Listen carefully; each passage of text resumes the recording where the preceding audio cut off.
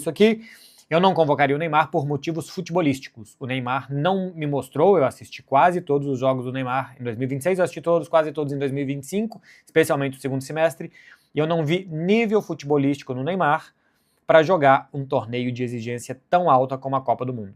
Eu não vi, eu entendo que na seleção brasileira, com melhores jogadores do que ele tem no Santos, e acho que um pouco menos ansioso e frustrado que ele demonstrava estar no Santos, pelos companheiros e pela tensão de ser convocado ou não, eu acho que ele possa jogar melhor. Então, achava que essa convocação seria pagar para ver.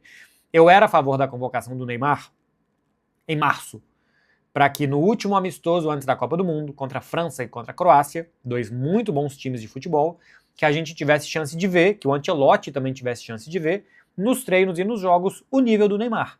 Se ele tem arrancada, se ele tem mudança de direção, se ele tem competitividade, como que ele está física e tecnicamente para jogar contra jogadores muito bons, seja nos treinos da seleção ou seja nos amistosos. Ele jogou tão mal um jogo contra o Corinthians e contra o Inter que eu falei, pô, nem precisa convocar com o nível que ele está mostrando nesse momento, nem precisa. Neymar agora precisa melhorar para chegar em maio. Ele até melhorou até maio, mas eu acho que não o suficiente para estar na Copa do Mundo. Então, eu não teria chamado o Neymar. A questão para mim dessa lesão agora, e eu não cortaria o Neymar, eu vou explicar isso daqui, eu não cortaria o Neymar, mas eu acho que tem um problema ele ficar na seleção, que é a Copa do Mundo provavelmente vai começar e o Neymar não terá começado a treinar, ou ele vai estar iniciando o processo de volta para o campo, porque ainda tem uma transição depois de uma lesão muscular. Então, a dúvida que a gente tem, se o Neymar consegue fisicamente, se o Neymar consegue tecnicamente, porque foi convocado o Neymar hipotético, foi convocado o Neymar que a gente imagina que possa voltar a fazer a diferença em grandes jogos com grandes companheiros do lado dele.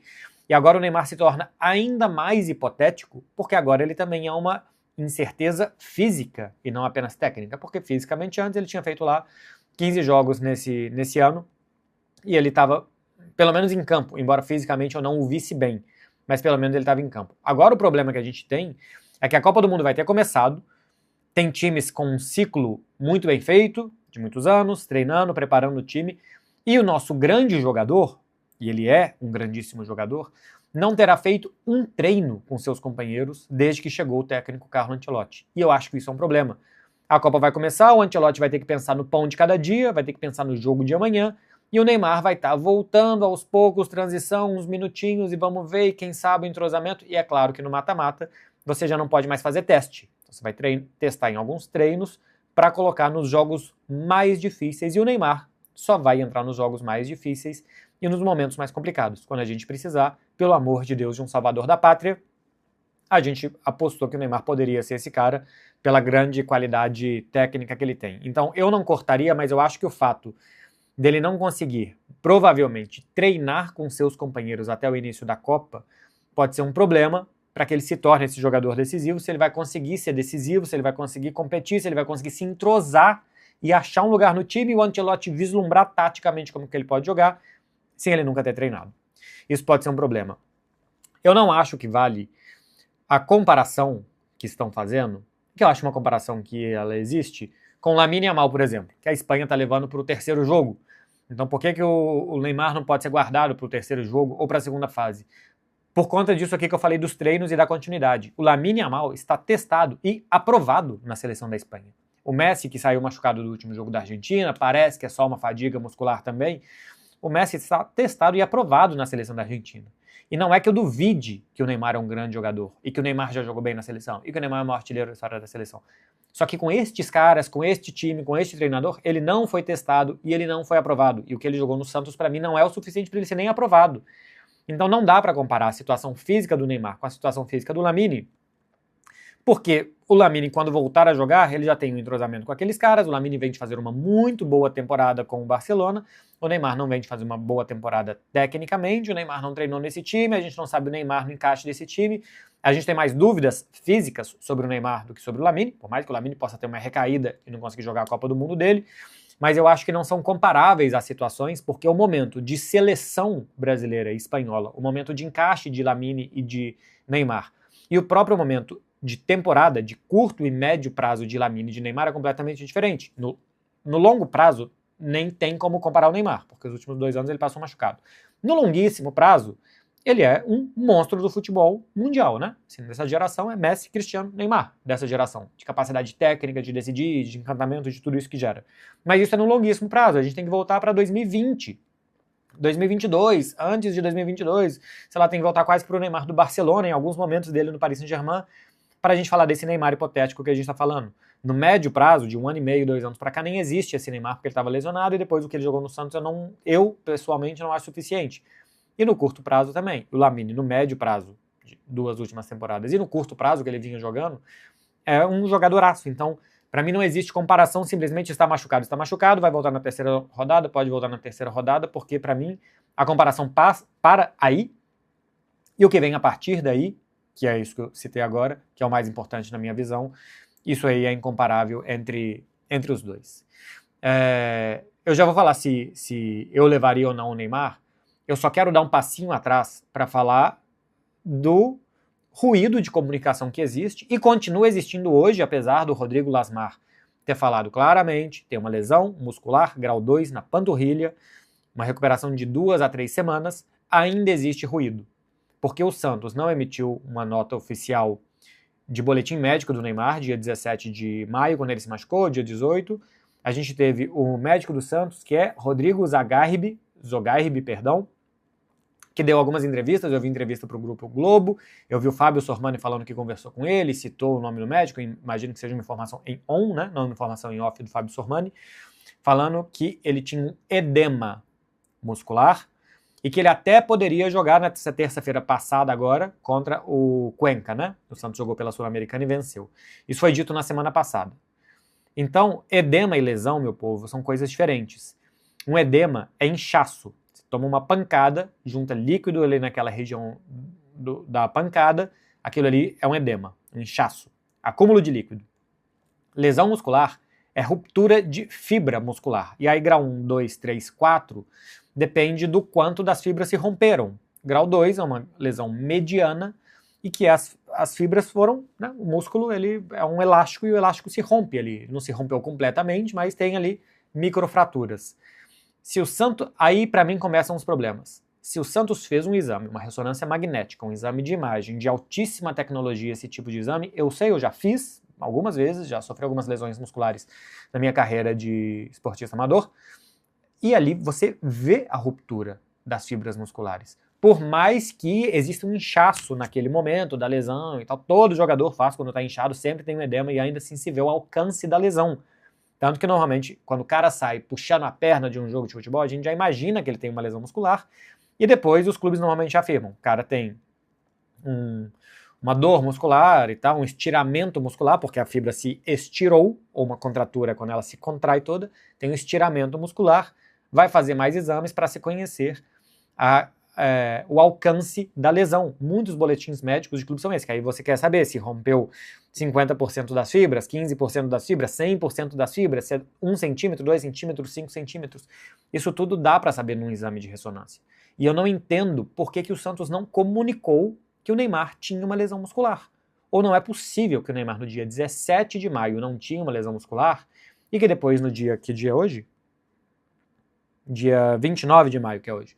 E que no dia 28, que no dia 28 de maio tem uma lesão muscular. Ou dia 27, né? Quando ele fez o exame, na quarta-feira, que ele tem uma lesão muscular. Então, ou o Santos comunicou errado, o que internamente para o Rodrigo Lasmar pode ter comunicado uma coisa, para a imprensa outra, para baixar um pouquinho o suflê de lesão do Neymar. E aí eu acho que se fez isso foi incorreto, porque as pessoas têm o direito de saber. Outra coisa que não se queira informar, um paciente nunca precisa que as suas informações médicas sejam divulgadas, né? Tem uma questão de sigilo ali, poderia não ser divulgado nada. Seria ruim, mas poderia não ser divulgado nada. A partir do momento que se divulga, eu acho que não se pode comunicar mal. E um médico sabe a diferença de um edema e de uma lesão muscular. Se eu que sou mais bobo sei, um médico sabe. E o médico do Santos diz que ele tinha um edema, e depois o Rodrigo Lasmar fala que ele tem uma lesão, existe um mundo de diferença de comunicação aqui entre esses dois. Mas tudo bem, aqui a gente está falando só de palavras dialética. A questão que eu acho mais grave é se o Santos não tiver comunicado mal. É se o Santos tiver diagnosticado mal. Se o Santos tiver tratado uma lesão como se fosse um edema, aqui pode ser pior. Porque aí você muda o tempo de repouso, você muda o tempo de recuperação, os exercícios que você faz depois, porque se você não tem uma lesão, tá inchado, tem um edema e depois vai passar, alguns movimentos que você deveria evitar quando você tem uma lesão muscular. E se o Neymar passou 10 dias fazendo esses movimentos e essa preparação, e na rede social já tá falando, porque ele tá fazendo agachamento búlgaro, porque ele tá fazendo bicicleta, porque ele tá fazendo não sei o quê.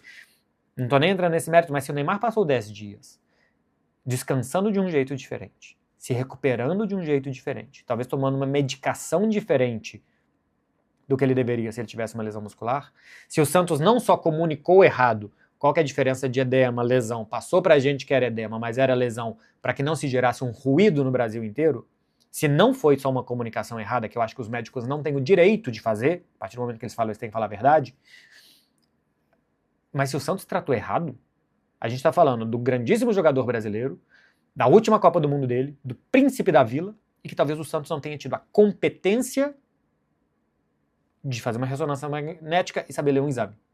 E se isso aconteceu, aqui é para queimar a casa, começa do zero. Porque isso é um clube caindo aos pedaços. Se o Santos errou o diagnóstico do Neymar, porque o Rodrigo Lasmar falou uma coisa e o Rodrigo Zogarribe falou outra, a não ser que seja ruído de comunicação, mas se um entendeu que tem fissura de fibras musculares, né? Rompimento de fibras musculares ainda que não completas, e o outro entendeu que era um inchaço, um edema líquido no local, aqui tem um problema muito sério. Aqui tem um problema muito sério com o Santos.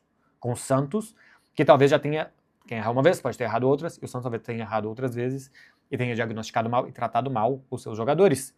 Isso é um problema muito sério e que não tenha sido tomado todo o cuidado, zelo do mundo com o Neymar às vésperas de uma Copa do Mundo, mais sério ainda. Então, a nota que o Santos solta hoje, o Santos reafirma que o Neymar, em 2 semanas, estará apto para jogar a partir do dia 17, quando ele se machucou contra o Curitiba. 2 semanas é agora, depois do jogo contra o Panamá, então entre 2 e 3 semanas, até o final de semana que vem, ele nessa primeira semana de junho, ele já estaria treinando.